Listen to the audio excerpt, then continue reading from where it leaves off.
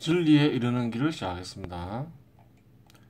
이번 시간에는 절대자의 감정기관인 절대기억기관에 대해서 살펴보겠습니다. 우선 절대기억기관의 규정을 살펴보겠습니다. 표상이나 관념으로 변하는 뜻이 저장되어 있고 표상이나 관념으로 나타나게 하는 뜻의 유출과 유입이 이루어지는 진리의 영의 영적 기관을 절대기억기관으로 규정한다. 진리에 이르는 길 370페이지에 나와 있죠. 그래요.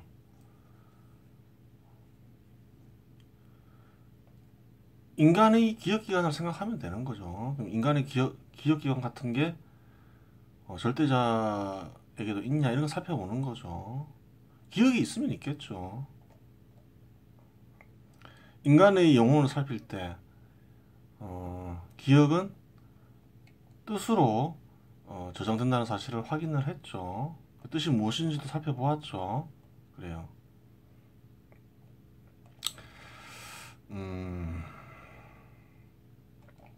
그러면 절대자의 기억이 어떤 식으로 나타나는지를 살펴봐야 되겠죠. 실제 세상과 영적 세상에 나타나는 게 있죠. 실제 세상에 나타나는 건 뭔가요? 절대자가 아는 게 나타나겠죠. 기억이 나타난다고 보면 되는 거죠. 그렇게 접근할 수가 있는 거예요. 마음에는 실제 세상이 나타나죠. 영혼이 보고 듣고 느끼는 거는 느끼는 장소는 마음이라 했죠. 마음의 실제 세상이 나타나요. 마음에서 나타나는 표상과 실제 세상에서 나타나는 표상이 같나요? 다르죠.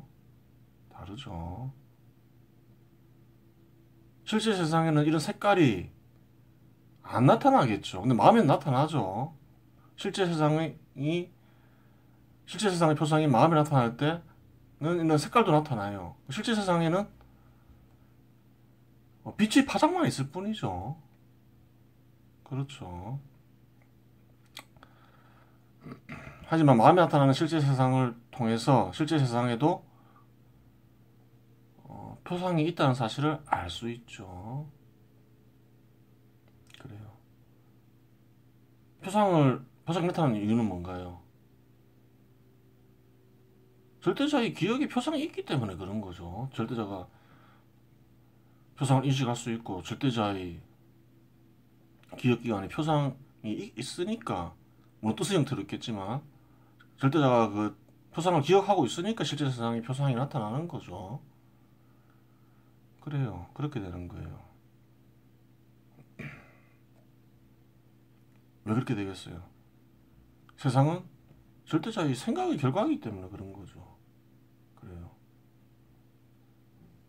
영혼이 생각할 때 어때요? 기억이 없는 게 나타날 수 있나요?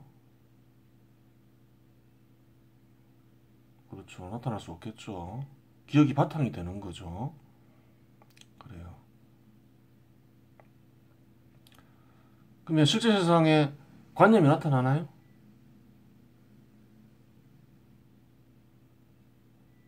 언어나 수는 안 나타나죠.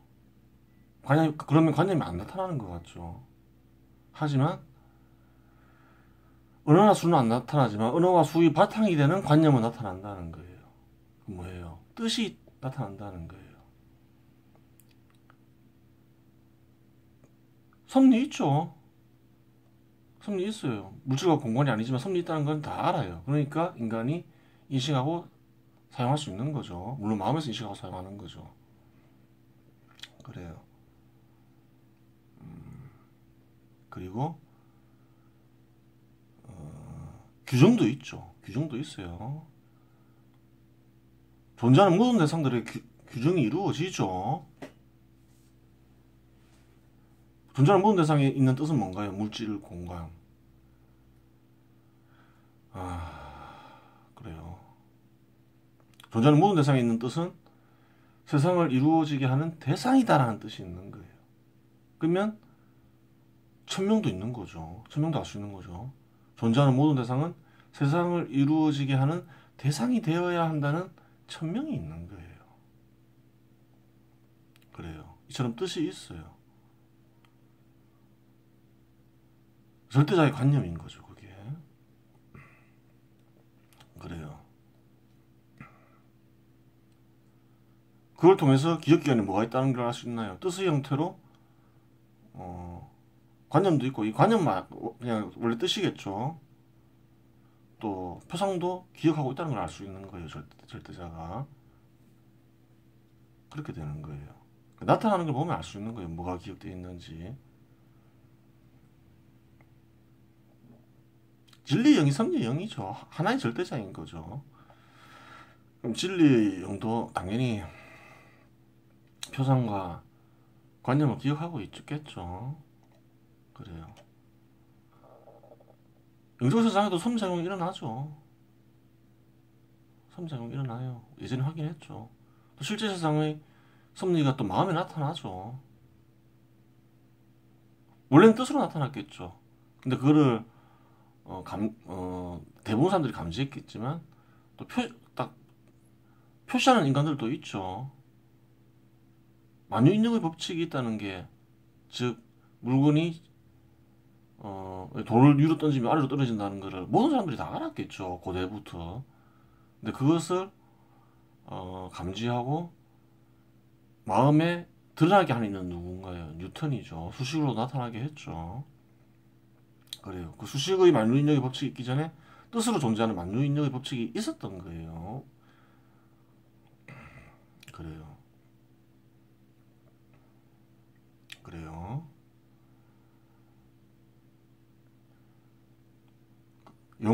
영혼이 이제 인식하는, 마음에서 인식하는 표상들, 예를 들어서 눈을 뜨면 보이는 것들, 그건 누가 나타나게 하는 거죠? 진리의 영이 나타나게 하는 거죠. 그래요. 눈을 감고 실험을 해보면 되죠. 눈 뜨고 세상에 나타나는 것을 눈 감고 세상에 나타나게 할 수 있나요? 못 한다는 거예요. 그걸 세상을 나타나게 해주는 거는 진리의 영이라는 거예요. 그 말은 뭐겠어요? 절대자 역시 표상을 기억하고 있다는 말인 거죠. 그래요. 그래요. 영적 세상에도 섭리작용이 작용하고 있으니까 섭리도, 관념도 절대자는 알고 있는 거죠. 또 세상의 또 섭리를 마음에 드러나게 하는 거죠, 뜻으로. 그래요. 그 절대자는 진리의 영도 어차피 똑같으니까 당연한 건데, 이치상 다 서로 같은, 그러니까 다 마찬가지인데, 진리의 영만 보더라도 표상과 관념을 기억하고 있다는 사실을 알 수 있죠. 그리고 나타나기 때문에 알 수 있는 거예요. 나타나게 하기 때문에. 그래요. 절대자가 실제 세상에 나타나게 하는 것은 표상과 뜻이죠. 뜻에는 섭리, 규정, 천명이 있죠. 영적 세상에 나타나게 하는 건 뭔가요? 뜻 있죠. 표상 있죠. 그래요. 영적 세상에도 뜻, 관념과 표상이 있어요. 관념이 바탕이 되는 관념인 거죠. 또 관념도 있죠. 영혼이 인식할 수 있게끔. 그 영혼이 이제 진리 표시된 규정, 표시된 천명을 아는 거죠. 진리는 표시된 섭리죠. 그래요. 그래요. 이런 것을 나타나게 이런 것의 바탕은 뜻이 있는 거죠. 뜻. 절대자의 생각이 있는 거죠. 그래요. 그리고 마음에 나타난 거는 당연히 절대자가 인식을 하는 거죠. 마음이 지배자인 거죠. 당연히 인간이 인식할 수 있는 진리, 표시된 규정, 표시된 천명, 당연히 절대자는 알고 있는 거죠. 기억하고 있는 거죠. 나타나는 거는 다 그 절대자가 다 인식하고 기억하고 있다고 보면 되는 거예요.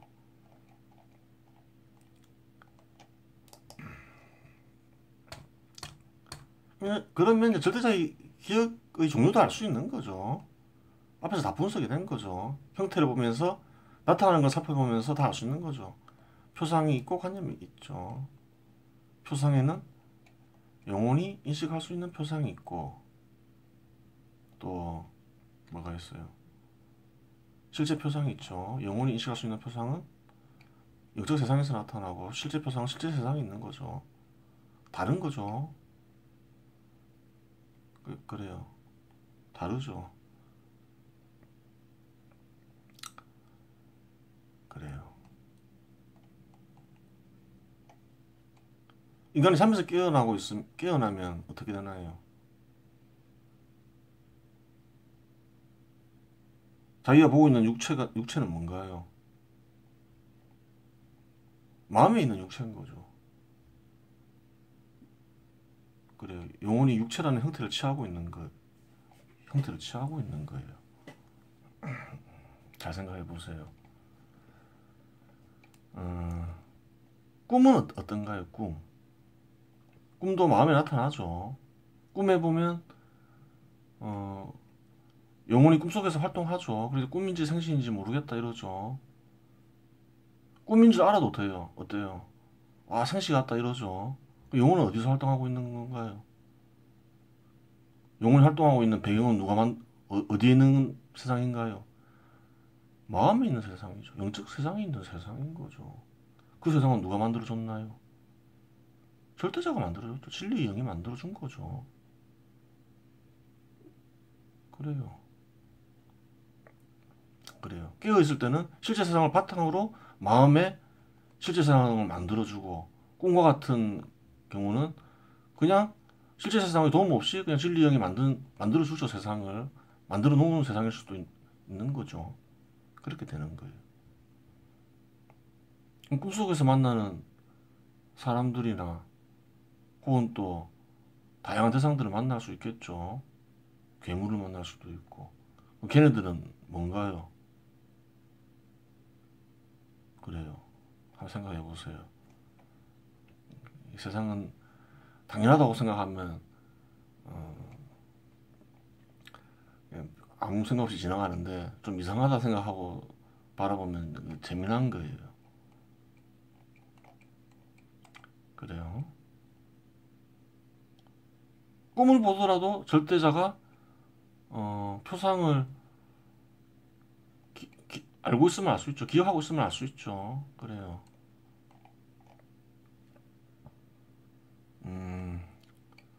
관념. 영혼이 인식할 수 있는 관념도 있죠. 그래요. 뭐 섭리 같은 거, 진리, 영혼이 인식할 수 있게 섭리가 변한 것이 진리인 거죠. 그래요. 또 규정이나 천명, 그래요. 그런 게 나타나죠, 마음에. 그럼 절대자가 그런 걸 다 기억하고 있다는 얘기인 거죠. 당연하겠죠. 진리형과 섭리형 같은 거죠. 또 절대자의 생각도 나타나죠. 여기서 절대자의 생각은 뜻이죠. 형상이 없는 뜻이죠. 모물지상, 무상지상이 있는 거죠. 그런 것도 있죠. 감지할 수 있죠. 다 기억에 있는 거죠. 그러니까 쉽게 얘기해서 다 나타나는 건 다 기억에 있는 거죠. 그래요.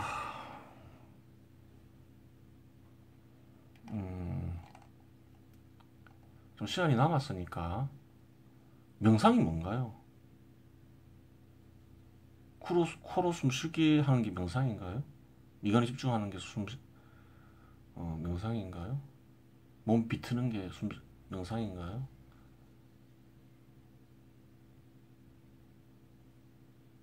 명상으로 발전시킬 수도 있지만 뭐 숨쉬고 몸 비트고 그 자체는 당연히 명상이 아니겠죠. 그냥 운동이죠. 그냥 운동으로서 의미가 있는 거예요. 명상은 뭔가요? 이 절대자가 있으면 합일시키는 거죠.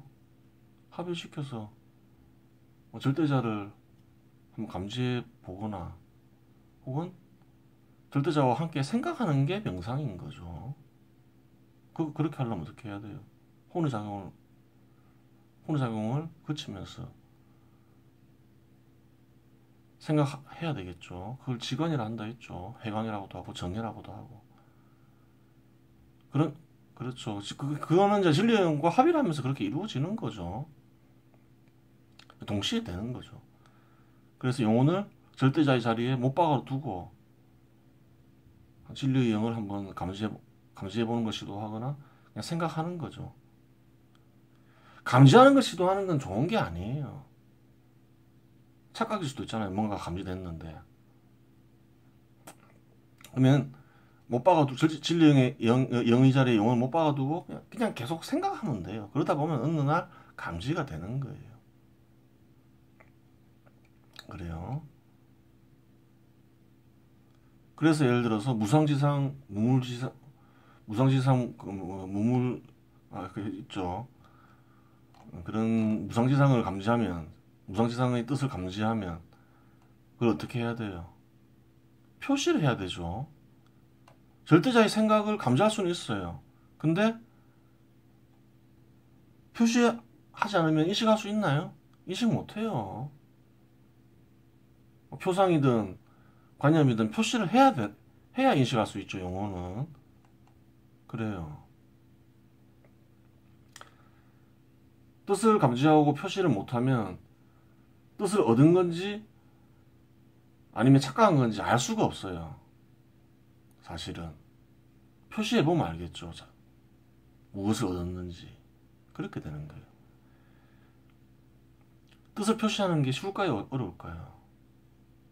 어렵다는 거예요. 그래요. 예술가도 절대자를 감지할 수 있죠. 그림으로 표시할 수도 있고 소리로 표시할 수도 있죠. 표시하시기 위해서는 자기가 얻은 뜻을 제대로 표시하기 위해서는 뭘 해야 돼요? 훈련을 해야 되는 거예요. 기술을 연마해야 되는 거예요.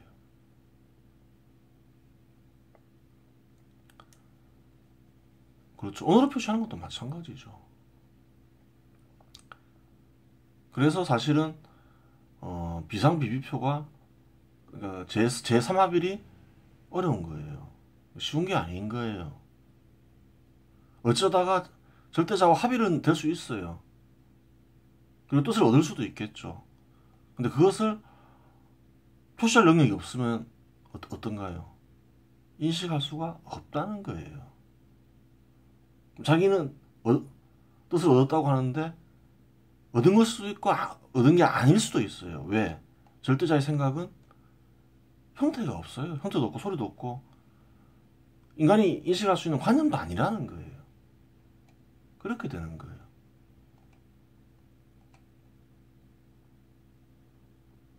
그래서 예전에 그런 얘기도 했죠. 분리문자 이런 거 다 엉터리라고. 문자 없이 이해한다. 뭐 표상 없이 이해한다. 있을 수 없어요. 설사 사실이라 해도 기껏해야 감지를 한 정도예요. 감지를 한 정도. 그걸 가지고 표시를 못하면 인식할 수가 없다는 거예요. 인간의 영혼은. 그래요.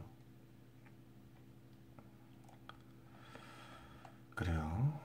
명상에 대해서도 얘기했어요. 이번 시간은 여기서 마치겠습니다.